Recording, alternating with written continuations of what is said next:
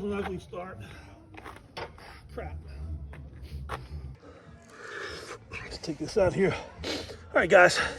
That, foggy. That, last set, I had everything set up wrong. Picked it up and leaned forward like I'm doing with the sled. The sled wasn't there, it wasn't tight, so I got all stumbly and pulled the yoke off my back a little bit, got it in the wrong spot, never recovered. So, man, it's one of those days to where nothing's gone wrong. I mean, I've already done 4 sets of 5 on deadlift, hard. 4 sets of 5s on deadlifts.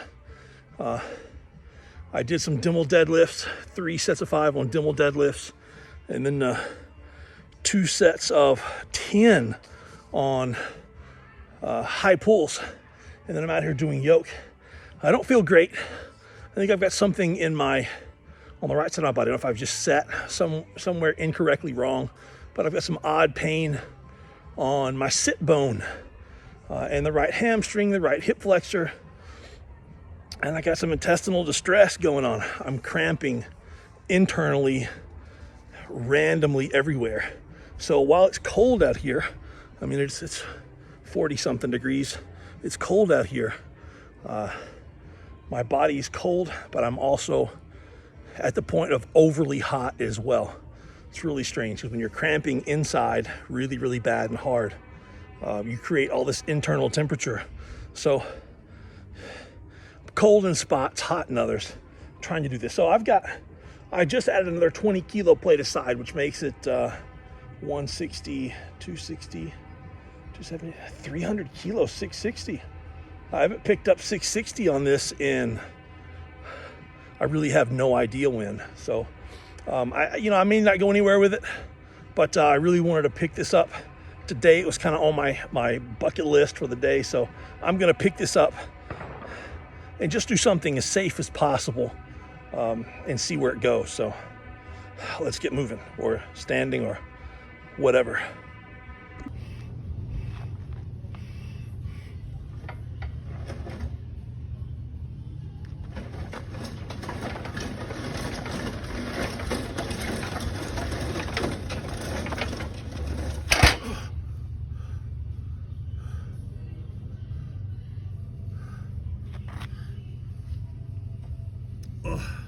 Feel like a mile. Mark the distance.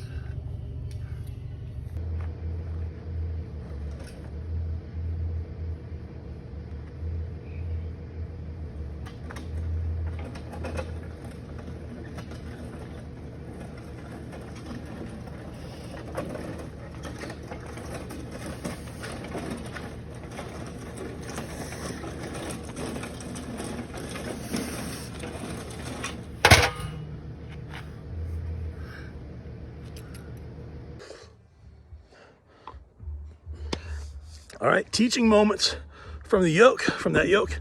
Heavy yoke wasn't that great as far as, hey, if you look at the numbers and the distance and the weight, it's not that great. Keep in mind, the last time I did yoke in a contest, I did 1,000 pounds, did really, really freaking well.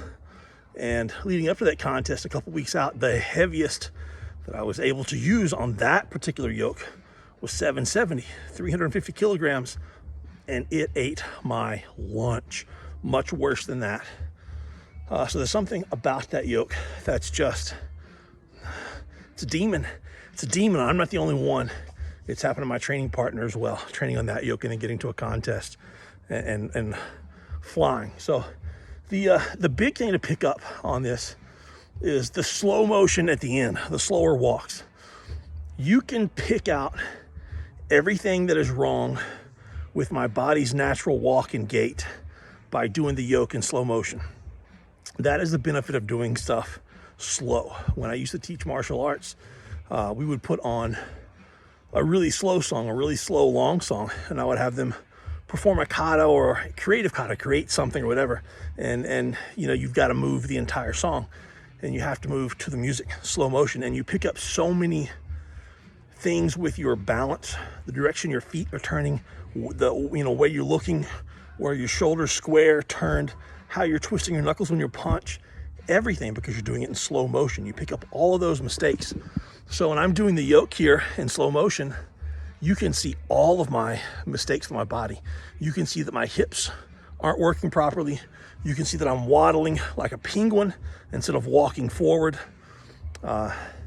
You can see I'm guessing you can probably see my feet are all messed up when I'm trying to walk. I'm guessing you can probably see my feet are all messed up when I'm trying to walk. When I do it in full speed, the speed carries me through. And it carries me through all those mistakes, just like a punch or a kick or anything else. The speed carries me through at least seeing the mistakes. If I go back and do it slow motion and start correcting in slow motion and then apply that to full speed, that's when you take off. But if you only do things at full speed, you never pick up that. So the key comes down to now doing it in slow motion, making an assessment, and then fixing the things that are wrong with me. That's the big thing. That's where the genius comes in. That's where the real intelligence comes in. Because I put the thing back at full speed and it flew. Absolutely flew.